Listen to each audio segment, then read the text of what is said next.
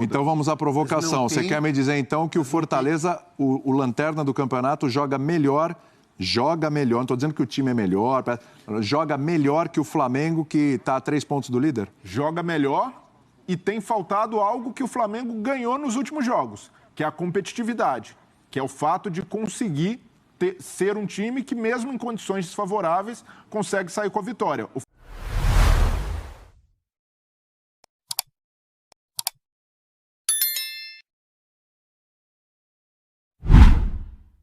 Sequência do Flamengo no Maraca. Vamos dar uma olhada aí na nossa tela. Flamengo e Fortaleza. Fortaleza que não venceu ninguém nesse Campeonato Brasileiro. Já está desesperado. Com 8 rodadas já bateu um desespero, né? Aí vem o desespero, machucando o coração. Eu me entrego por inteiro e esperando o Mengão. Aê! Esperando o Leão.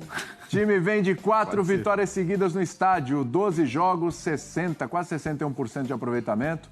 23 gols marcados e 7 sofridos. São 9 vitórias, 2 empates e 1 derrota. 8 jogos como mandante e 4 como visitante. É aquela vitória para dar... O Jorge Jesus já fechou lá com o Fenerbahçe. Já tirou um temperinho aí desse caldeirão. Se vencer, chega a 5 vitórias seguidas, desempenho no Maracanã, vai ter um pouquinho mais de paz, o Paulo Souza? O mesmo pouquinho de sempre. Até o próximo jogo. O Flamengo ainda espera esse ponto de virada, né? Esse grande ponto de virada. Eu acho que a Libertadores vai dar essa resposta. Na Libertadores a gente vai ter essa questão do grande ponto de virada. Porque a vitória contra o Fortaleza é bem-vinda, como são as outras de Campeonato Brasileiro, da própria fase de grupo de Libertadores. Nada disso deu o sossego definitivo para o Flamengo. Eu acho que só a Libertadores dirá como será essa questão do trabalho do Paulo Souza. É ali o grande... Mas a análise não é feita só pela Libertadores. A análise, as cornetas, as críticas, brasileiro conta, estadual conta, tudo conta. Mas até título de um jogo só conta. Se você perder nos pênaltis. Supercopa, é ou não é? Recopa, tudo isso conta. São gotas d'água, né? Gotas d'água no copo. Agora, e olha, numa última análise, nem uma final de Libertadores salvou Renato Gaúcho, por exemplo. Nenhum título brasileiro salvou o Rogério Ceni. A questão do Flamengo é cobrança de um nível que o Flamengo não alcançou mais. E que se vê essa equipe com potencial para alcançar esse mais. É um grande dilema. Eu não acho que um jogo com Fortaleza vai resolver isso. Ameniza. Me parece que agora a prioridade do Paulo Souza é menos o desenvolvimento de jogo. Ele já bateu mais nessa tecla antes, falando sobre processos. E o foco é resultado. Resultado para garantir uma sequência que lhe permita uma nova oportunidade de desenvolver o jogo. Então, ele está olhando para esses jogos em casa, para essa sequência possível de um Flamengo pontuar, e a gente até fez uma projeção de 14 pontos, com um viés competitivo. E nesse aspecto, o Flamengo tem sido bastante competitivo. São 4 vitórias consecutivas. Contra o Fluminense, sofre, mas num jogo que é condicionado pelas defesas do Hugo, mas também por uma postura até mais reativa do Flamengo para segurar esse resultado. Então, não me espantaria uma repetição de cenário no Maracanã. O Flamengo tentando tomar a iniciativa, naturalmente, no início do jogo, e dependendo das circunstâncias, se consegue abrir o placar, o Flamengo se fechando também contra um Fortaleza que tem hoje um nível coletivo mais consolidado que o do Flamengo. Isso daí, para mim, é ponto pacífico. Mesmo o Fortaleza na lanterna do campeonato, pelos jogos que a gente vê, tem entrosamento, tem definições de movimento, até pelo tempo Fortaleza, em muitos jogos, bateu na trave. Eu concordo que no ano passado, esse Fortaleza já jogou um futebol melhor, já jogou um futebol mais consistente. Mas ainda assim, diante de todas as dificuldades que o Paulo Souza tem tido, eu vejo um Fortaleza um pouco com uma definição de jogo um pouco melhor que a do Flamengo. Peraí, então, que o Elton... Eu já sei o que está faltando. Pode falar, Bel. Fortaleza. Está faltando um Gabigol, um Arrascaeta, um Everton Ribeiro. Iria bem. O Flamengo tem mais qualidade do que o Fortaleza. Mas dessa vez o Flamengo não vai ter Gabigol nem Arrascaeta. Nem Arrascaeta, mas vai ter Pedro. Perfeito, mas falta um Pedro. Sim. Mas tem reposição. Falta um Rodrigo Caio. falta, né? O Flamengo tem mais qualidade individual, tem mais investimento no elenco e tal. Tirar, né? E, se vocês me permitem, eu tenho uma ousadia para esse momento. Eu adoro. Ousadia é sempre permitida nesse programa. Ousadia, pimenta, ansiedade, tudo isso. Ou uma pimenta, talvez. Não, pimenta guarda pro Elton que ele já tem. Aliás, o Bremer estava falando e o Elton discordando ali, viu? Calma. Mas fala aí, Abel. Vai. Mas essa pimenta é pro Elton. Eu gostaria de adiantar o palpite do Elton para esse jogo em termos de favoritismo. Para Elton Serra, o Flamengo é super, hiper, mega favorito contra o Fortaleza. Como é que você sabe disso? Porque ele usou esse critério falando de Atlético Goianiense e Corinthians. Ele disse, olhando a tabela, não tem como o Corinthians não ser favorito contra o Atlético Goianiense. Então, se olharmos a tabela e o Fortaleza é o último colocado e o Flamengo vem de 4 vitórias seguidas, não tem como o Elton não dar um enorme favoritismo ao Flamengo. Correto, amigo Elton? Mais ou menos. O Flamengo é favorito. Olha, 2 pesos, 2 medidas. Então ele não usa o mesmo critério. Não é o mesmo critério. Não. Vamos lá. Ih, rapaz. Não, é o mesmo. Essa pimenta queimou a língua aí. É o mesmo critério. Não, é o mesmo critério, sim. Eu não disse que o Corinthians era ultra mega favorito contra o Atlético Goianiense. Eu disse que era favorito. Tá bom, vai. O Flamengo é favorito contra o Fortaleza. O Flamengo venceu 5 dos últimos 6 jogos que fez contra o Fortaleza, mesmo o Fortaleza jogando o seu melhor. O que eu discordo, e aí, hoje tá difícil, meu Breler, mas coraçãozinho pra você. O Fortaleza, o Fortaleza não tá jogando essa bola que já jogou. Fala aí, Elton. Desculpa, Elton, repete. Eu acho que o Fortaleza, ele não tá jogando bem. E isso, inclusive, é uma questão que o Vojvoda, e é uma teimosia até, eu acho, eu até acredito que o Vojvoda, as ideias dele são ideias que foram bem implantadas no Fortaleza, mas está na hora do Fortaleza criar alternativas. O Fortaleza não sai do seu 3-5-2, o Fortaleza insiste em jogar muito nessas transições pelos lados do campo, mesmo quando não há espaço. O Fortaleza já não tem mais aquela força física de jogar em linhas baixas para tentar agredir o adversário e ter intensidade. O gramado do Castelão, principalmente quando o Fortaleza joga em casa, já não favorece esse jogo de transição rápida porque é um gramado muito pesado. O Fortaleza vem sim, talvez ali com sua memória tática, competindo. Se levar o que fez contra o River Plate, o que fez também contra o Colo-Colo para o jogo contra o Flamengo, vai ser ainda mais competitivo. Mas o Flamengo é favorito contra o Fortaleza, não só pela tabela, mas também pelo que o Fortaleza tem apresentado nesses jogos grandes. No segundo tempo contra o Ceará foi bem, mas, mesmo com 1 a menos, mas não foi o suficiente para competir e vencer o jogo. Então, eu acho que o Fortaleza precisa também evoluir como tática, precisa ser um time um pouco mais imprevisível, porque tem sido previsível há muito tempo, coisa que o Flamengo tem tentado não ser, né? Pro bem ou pro mal, o Paulo Souza tem tentado tirar um pouco essa imprevisibilidade do Flamengo. Mas é favorito sim, viu, Abel? Não é favoritaça, aquela coisa, esse abismo da tabela, ele permite essa análise. Mas eu acho que o desempenho do Fortaleza e Atlético Goianiense, o desempenho do Fortaleza, mesmo sendo ruim, é melhor do que o do Atlético Goianiense, que é um time em evolução e que tem um time inferior do Fortaleza. Não, eu concordo com você. Eu só acho que a gente, eu estou me incluindo, nós todos, a gente pensa muito no Fortaleza da Libertadores, que no Brasileiro... Não apareceu ainda. Não é? Não apareceu ou faltou um pouco também, tal do último terço lá? Porque tem jogos que, puxa vida, é uma sequência do Fortaleza presente. A gente mostrou ontem aqui, chances criadas, o número é alto, mas... Eu brinquei, mas falando sério, assim, e eu concordo com o Breile quando o Breile fala que é um time mais arrumado, mais preparado, talvez mais entrosado que o Flamengo. Apesar do Flamengo ter a base desde 2019, mudou muito de técnico, esse que chegou agora implantando ou tentando implantar o jeito dele, o time perde um pouco do entrosamento e o Fortaleza está mais acertadinho. Mas, por exemplo, o Fortaleza jogou melhor contra o Corinthians. Por que não ganhou? Aí que eu falei assim, faltou um Gabigol, faltou Se repete, o problema. Tem que pôr a bola para dentro, mas é um gente. problema específico. Houve outros jogos, contra o River Plate em casa.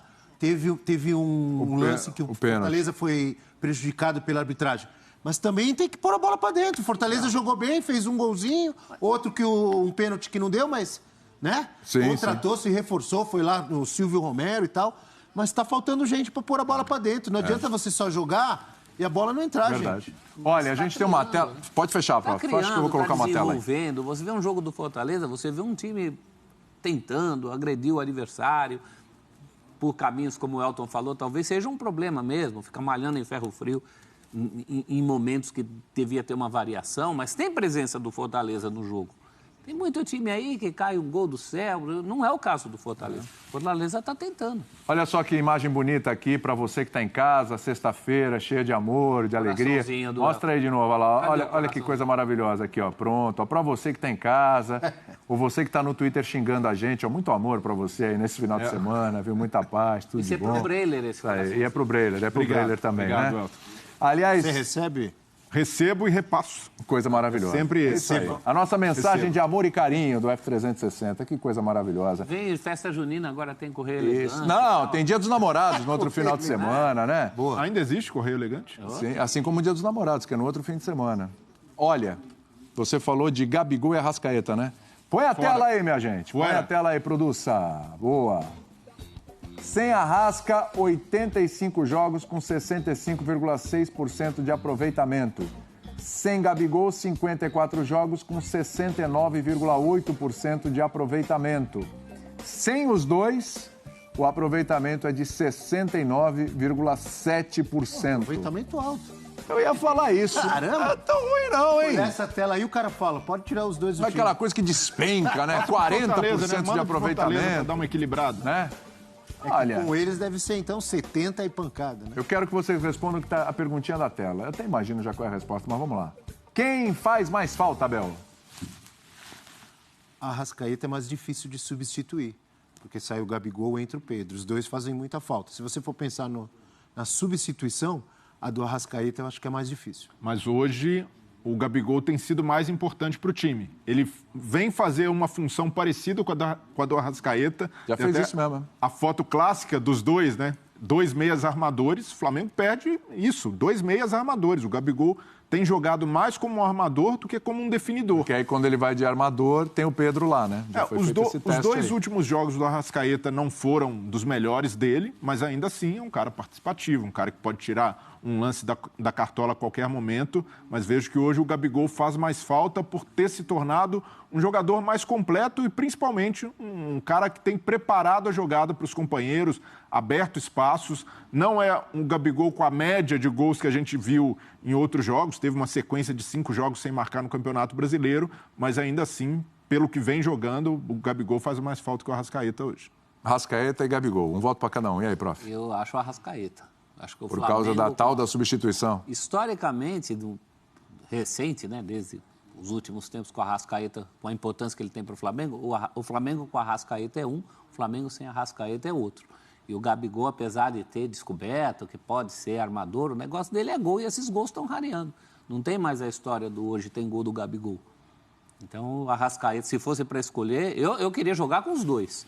Se você me falasse não tem um, não tem outro, eu ia ficar triste nas duas condições. Mas quando falta o Arrascaeta, eu acho que isso reflete mais no jeito do Flamengo jogar. O alento para o Flamengo é o fato do Vitinho ter voltado. Vitinho pode ser titular, tem de ver a condição física, se ele aguenta 70, 80 minutos se for necessário, mas pelo menos já é algo. Perder o Arrascaeta sem ter o Vitinho para o Flamengo seria realmente muito complicado. Elton, Gabigol ou Arrascaeta, quem faz mais falta?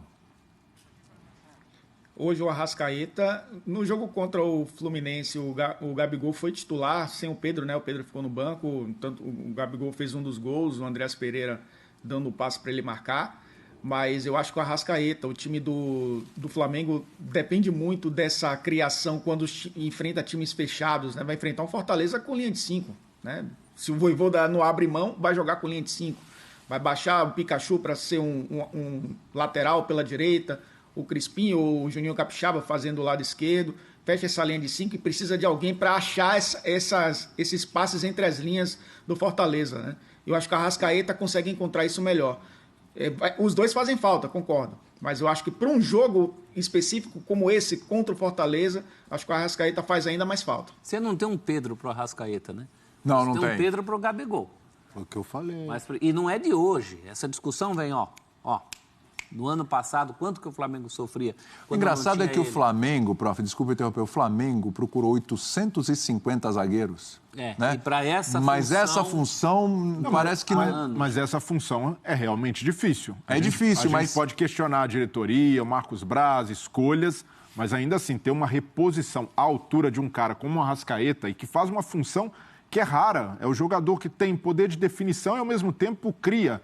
É muito difícil. O Vitinho consegue suprir a contento a parte da criação. É um jogador também que oferece criatividade, oferece até drible, uma força física maior que a do Arrascaeta. Velocidade que o Arrascaeta. Mas é outra característica. E é outra característica também quando no Palmeiras sai o Rafael Veiga e entra o Scarpa. É um jogador técnico, um jogador que tem como função ser meia de origem, mas não entrega exatamente o que faz o Veiga. Mas o Palmeiras tem, né? Mas o Palmeiras tem a reposição. Tá o Scarpa lá, né? O Flamengo não tem. Mas em tese o Vitinho é essa reposição. Você falou que é outra característica, tal, toda razão.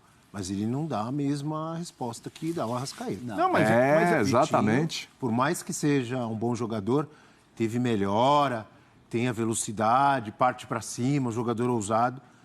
Ele não joga que nem o Arrascaeta. Breler, a distância nem na definição, nem na criação. A distância... vocês concordam. Não, eu concordo. A distância do Scarpa para o Veiga é menor do que a distância do Vitinho para o Arrascaeta. É menor, mas imagina o Scarpa jogando no Flamengo e precisando substituir o Arrascaeta. Entregaria a mesma coisa? Não, vai entregar... Mas eu acho que entregaria mais que o Vitinho. Entregar mais que o Vitinho. Eu acho que ele é mais parecido o jeito de jogar. O Vitinho... Do que o Vitinho. O Vitinho realmente é bem diferente a característica. Ele é colocado lá quando ele já foi substituto do Arrascaeta. Apesar da característica diferente. Isso mostra que está faltando alguma coisa no Flamengo. Mas eu acho que o Diego, Scarpa entregaria mais. Diga, Elton. Seria o Diego aí, né? Só que a gente nem cita o Diego mais, porque não é um jogador...